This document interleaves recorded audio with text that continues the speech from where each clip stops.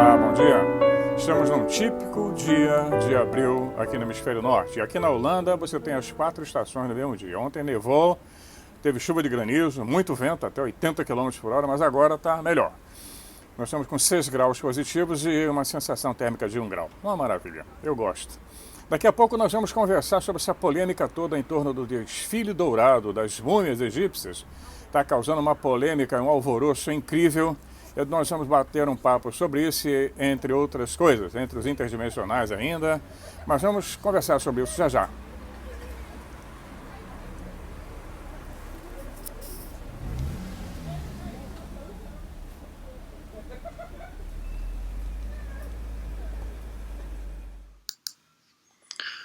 Pois é, Egito, a terra dos 1000 deuses.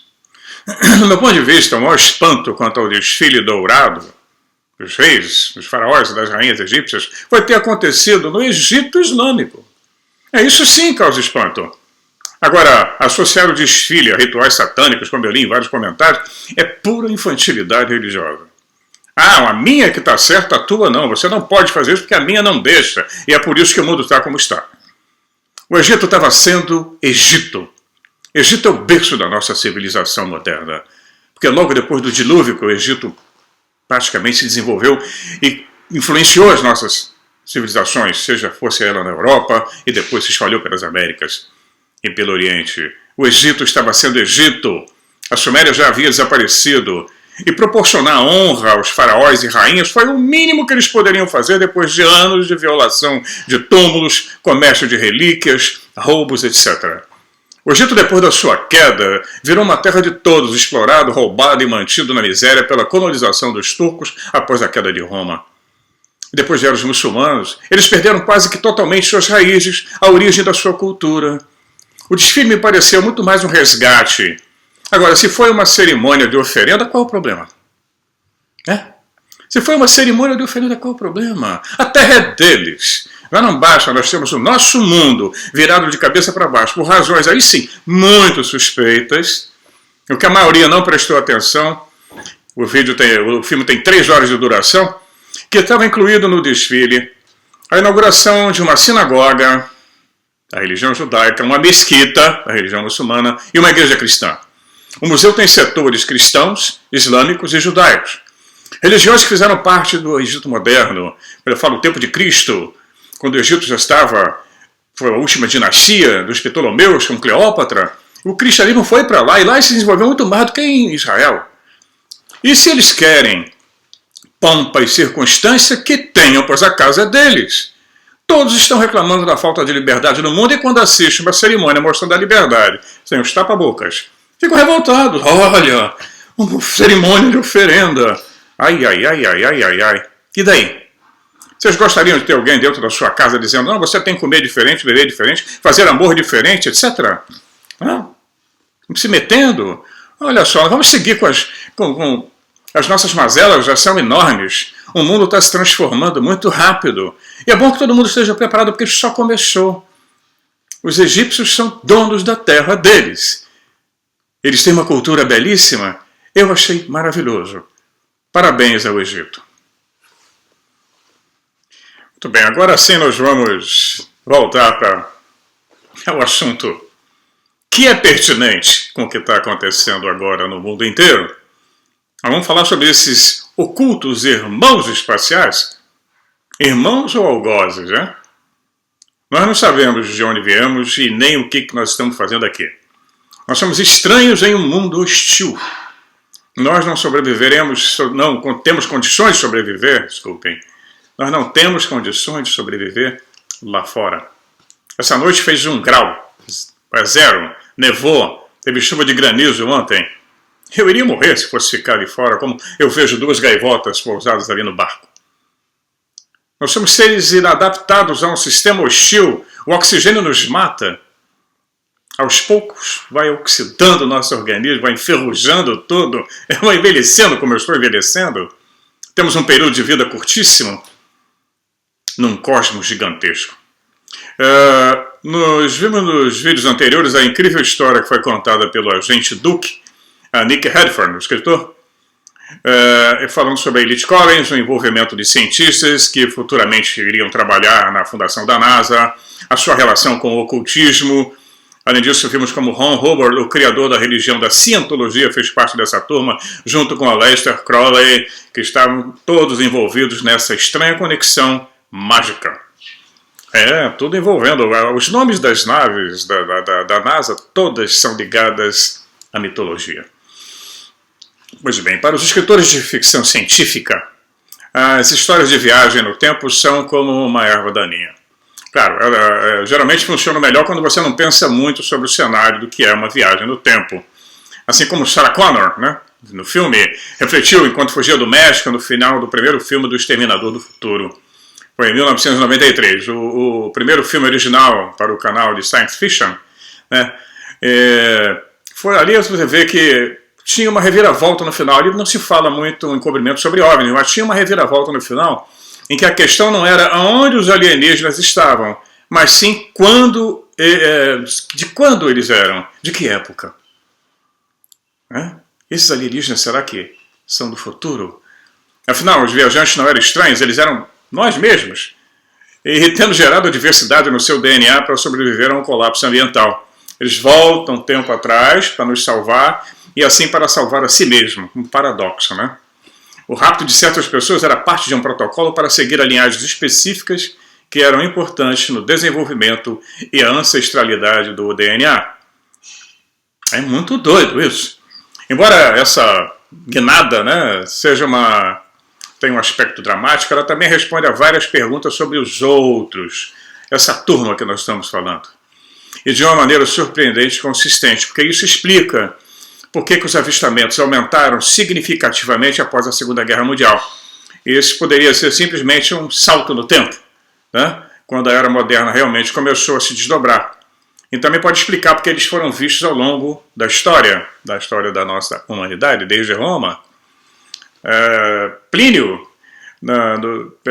um grande pensador do Império Romano, ele já falava, ele descreve um vocabulário romano para essas aparições, que era o clipes ardentes, discos, dolum, que era tipo um barril,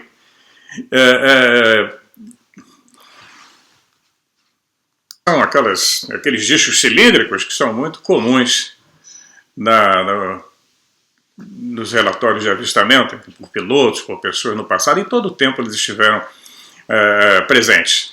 Eu estou mostrando aí nas figuras um jornal de 1561, eu acho. Um jornal alemão, mostrando uma guerra nos céus, onde aparece, essa turma toda aparece batalhando. Isso foi muito bem descrito, está aí. Eu vou mais na frente dar uma descrição da reportagem que saiu naquela época, falando sobre essa guerra no céu. Foram 2 dias de batalha, em que discos, charutos, objetos super estranhos guerrearam nos céus. Então, nós vamos ver que a noção de alienígenas como seres extratemporais ou humanos que viajam no tempo vindo do futuro é intrigante e é bem complicada. Assim, a ideia de outros com versões evoluídas de nós mesmos que viajam no tempo tem o seu próprio quebra-cabeça, né? Tem as suas inconsistências. E se as pessoas do futuro são nossos visitantes, então, presumivelmente, existe um outro fluxo no tempo no qual nós temos um fenômeno OVNI. Que senão não haveria fenômeno OVNI. Pelo menos no fluxo de tempo original, onde foi tomada a decisão de voltar ao passado humano. Eles voltam ao nosso presente. Então essa coisa toda segue nesse ciclo bizarro. Então é uma teoria doida. Mas, como eu já comentei, ufologia é coisa de doido. Todos nós somos doidos. Malucos, beleza, né? Nem tanto assim, porque maluco é quem joga pedra em avião. Mas, por enquanto, essa viagem no tempo é apenas teórica, e de acordo com muitos físicos, ela está quase sendo real. As possibilidades teóricas já existem. Falta uma computação quântica, falta algo importante, que seria um supercomputador para poder compor essas equações de viagem no tempo. São extremamente complexas. Além disso, o peso total de relato de avistamentos de OVNIs não se encaixam facilmente na tese das viagens no tempo, né? Então o universo não é apenas maior do que o que nós imaginamos e nem pode ser compreendido de uma maneira simples. Ele é extremamente complexo E as regras que o nosso universo opera podem ser muito mais estranhas do que nós imaginamos. Nós não conhecemos nem o nosso quintal.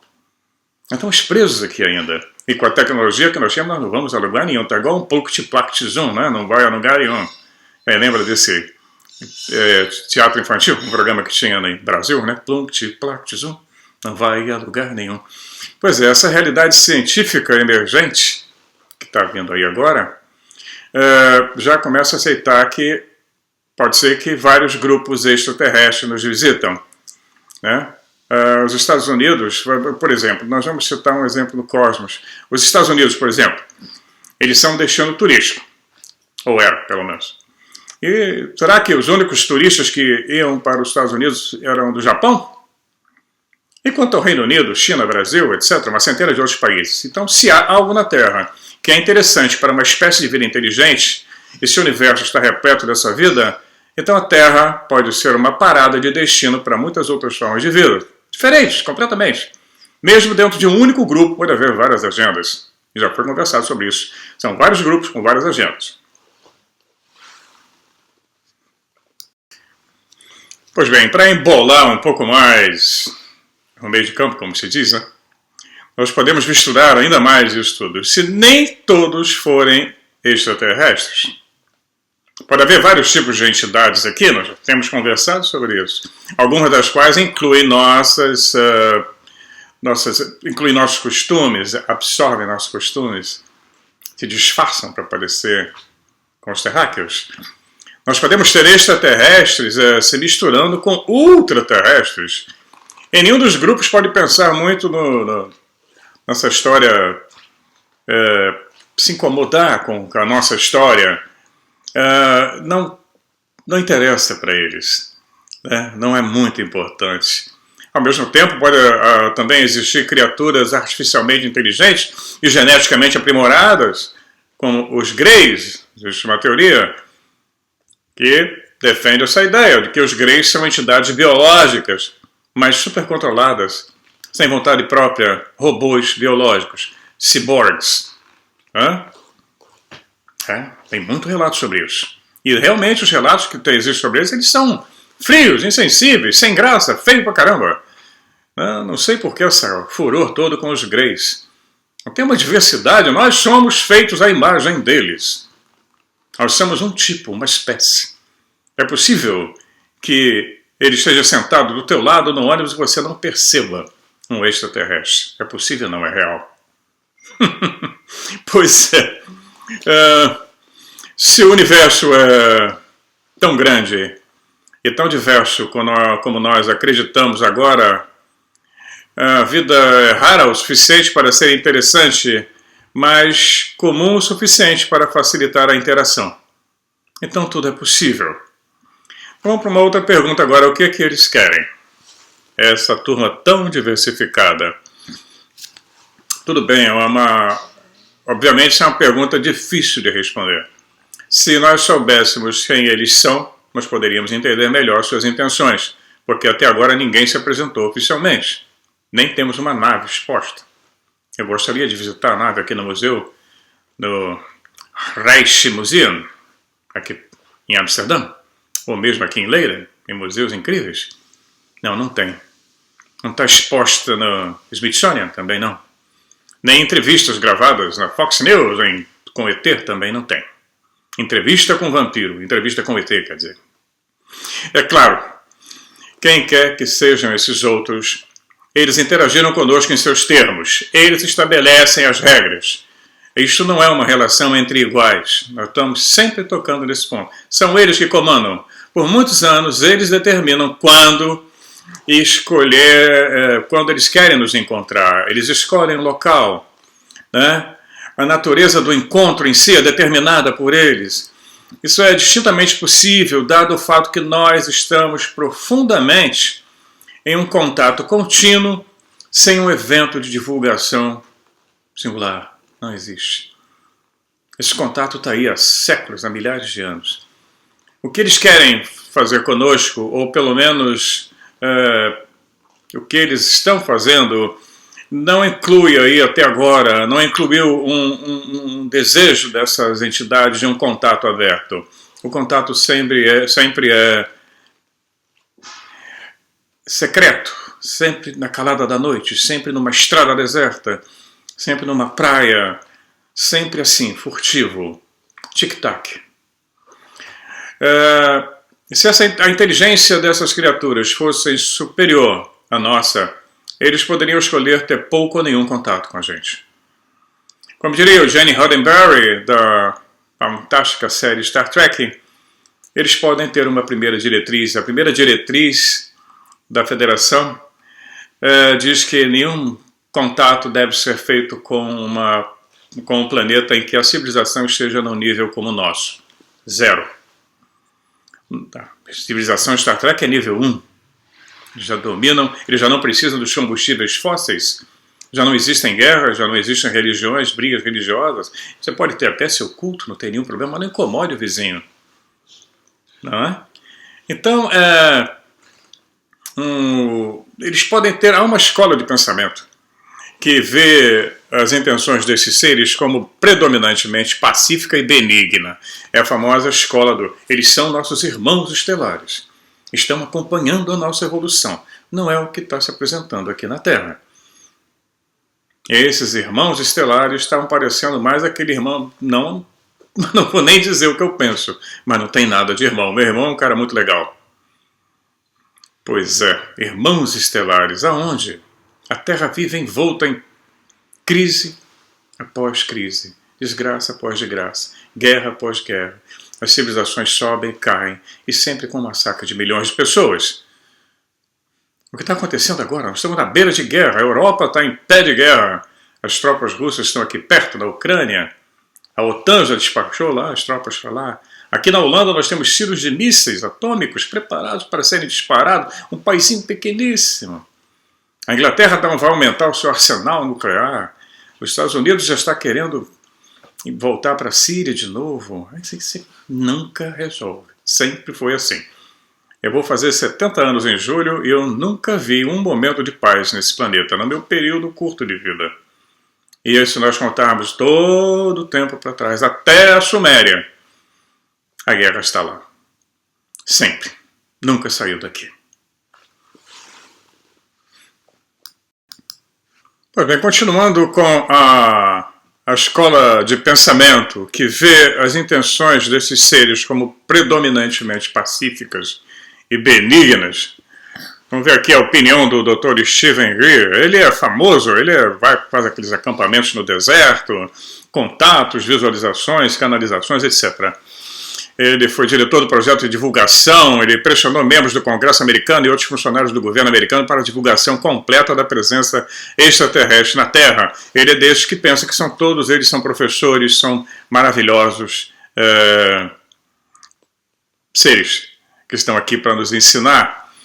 Obviamente, ele diz que qualquer civilização capaz de viagem interestelar que façam disso uma rotina seria capaz de liquidar a nossa civilização em um nanosegundo, se essa fosse a sua intenção.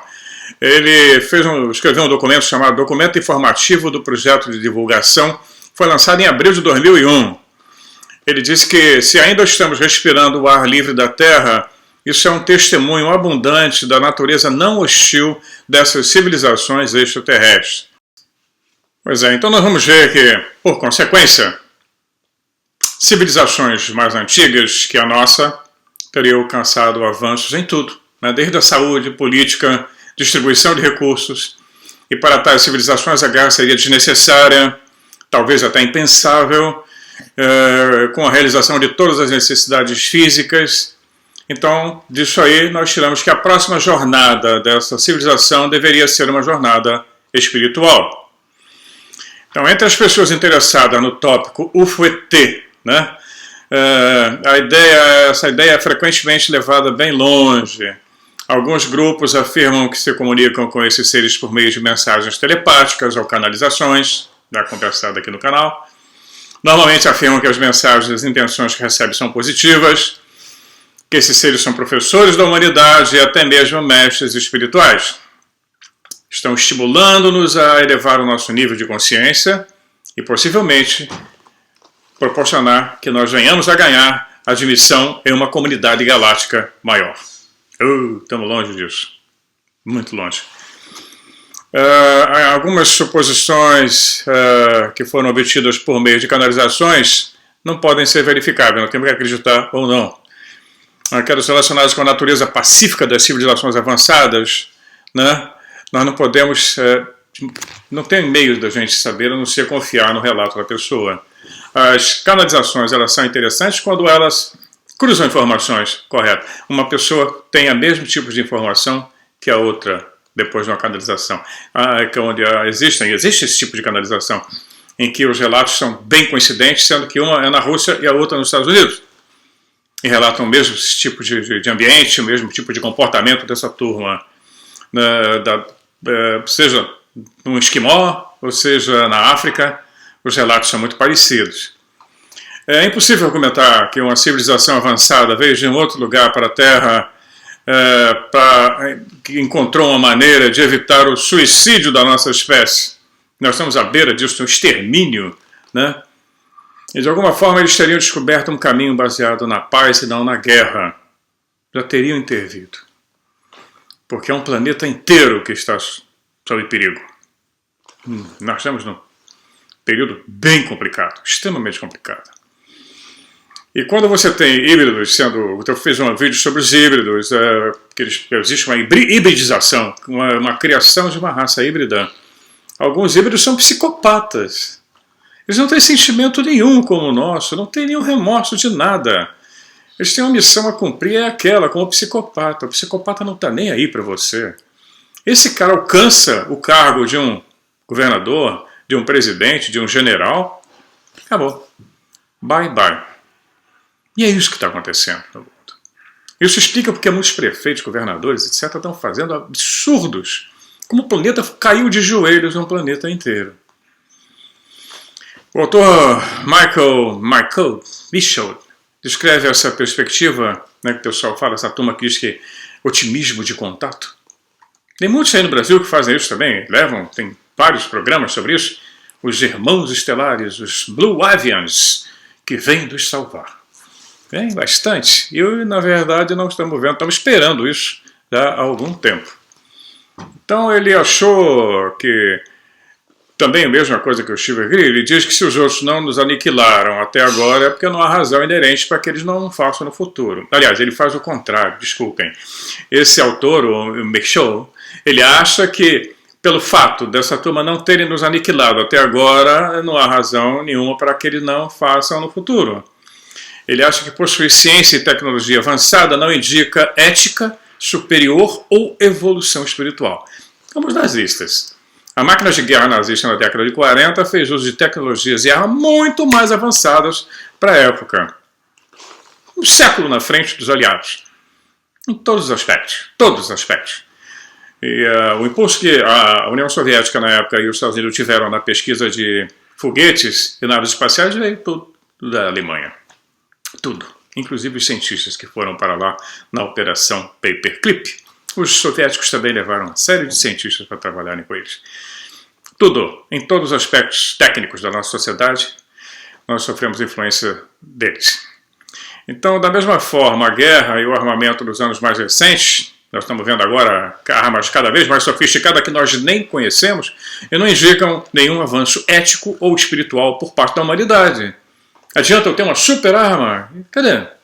Houve algum avanço espiritual? Não. E fica a gente preocupada com o desfile do Egito. Ai. Dá uma olhada em volta. É só olhar em volta. Imagine nosso próprio experimento de viagem no tempo, do qual um pequeno grupo de humanos do século XXI foi transportado para a Europa medieval, carregando alguma das nossas bugigangas da vida, né? Vida contemporânea. Celular, relógio, caneta, óculos, etc. Nós organizamos um encontro com alguma das principais figuras da época, talvez filósofos e outros estudiosos. Eles iam perceber nossas roupas seriam diferentes, que seria de um artesanato e funcionalidade que eles nunca haviam sonhado. Eles notariam que éramos substancialmente mais altos do que eles e muito melhores de saúde.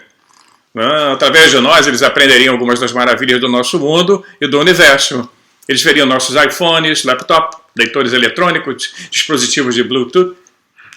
e provavelmente nos veriam como mágicos e certamente muito além das suas ideias mais loucas do que era possível. Eles podem muito bem concluir que havíamos descoberto uma maneira de melhorar a vida humana além da média e que deveríamos nos transformar numa raça pacífica.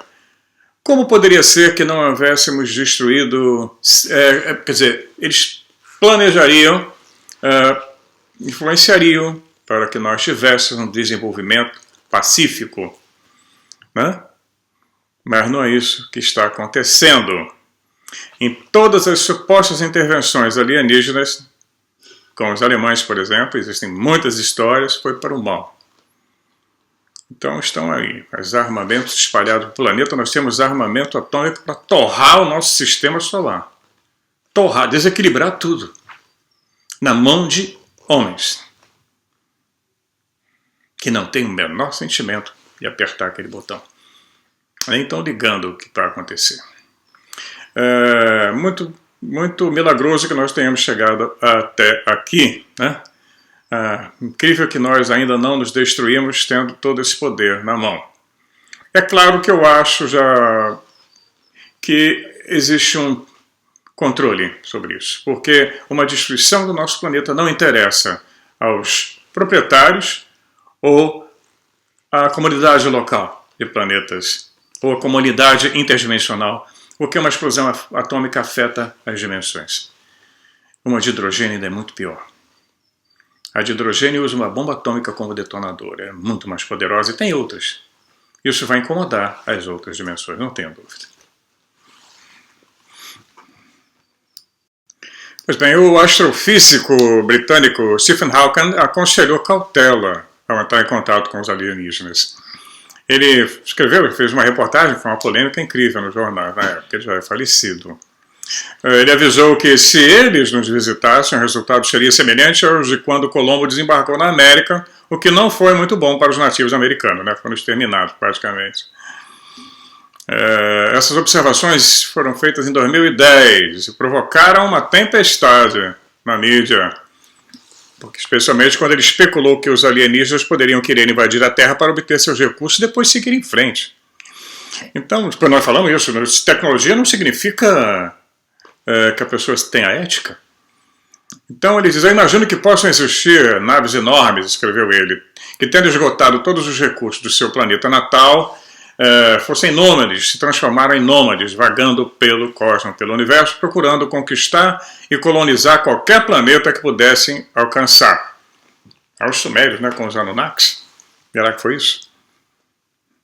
Estranhamente, Hawking parecia estar especulando sobre naves gigantescas em algum tipo de sentido hipotético, mas os relatos de avistamento de OVNIs, incluído por algumas autoridades militares atuais, descrevem naves verdadeiramente enormes.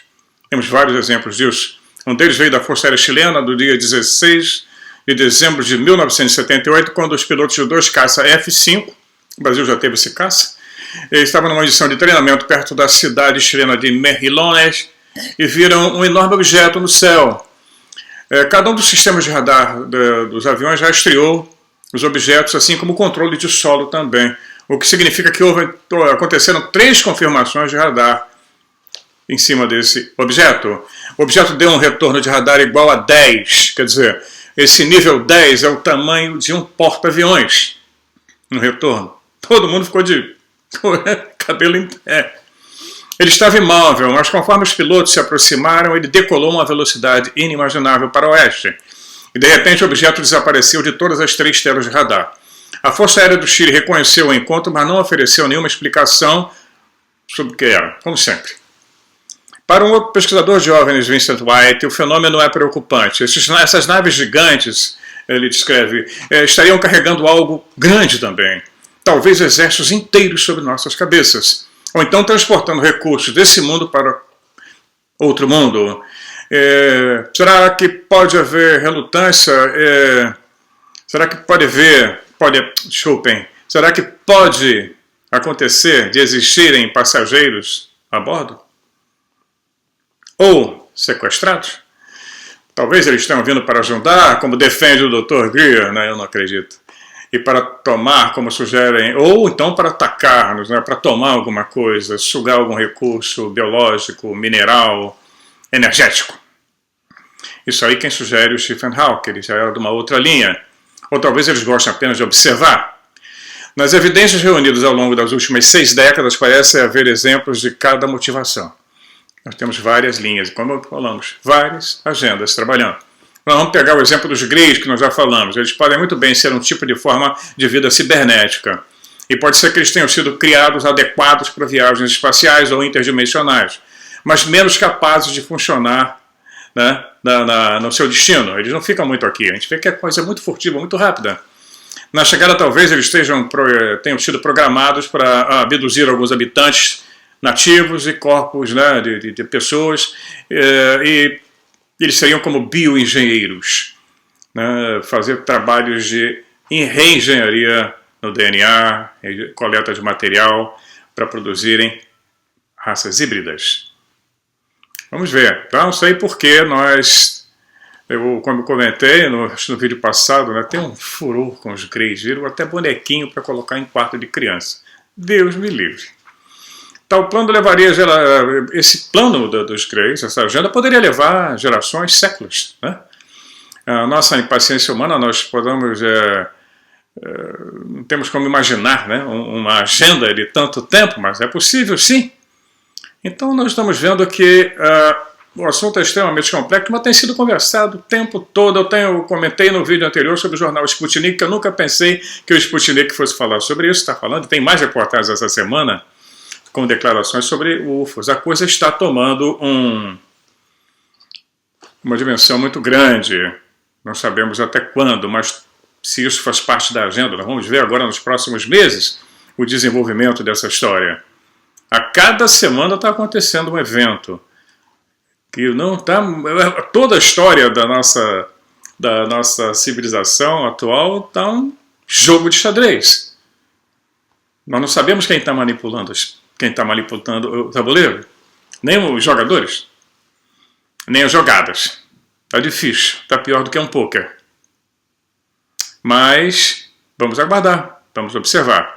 A Holanda, o jornal, vai começar a suspender as restrições agora, a partir da semana que vem. Museus vão abrir de novo, comércio, bares, restaurantes, para atendimento externo. Começou a primavera aqui. Hoje ainda está frio, daqui a pouco a primavera vai se firmar mais.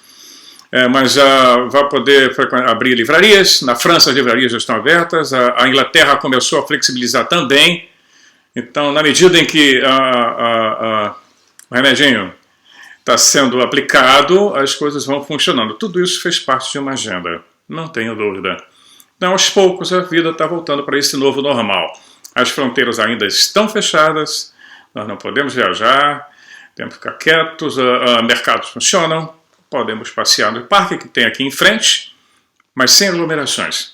A polícia aqui é educada, ela chega sempre com muita educação, e é bom que a gente respeite. Como eu já expliquei, não ponha a sua cabecinha de fora porque vai ser cortada.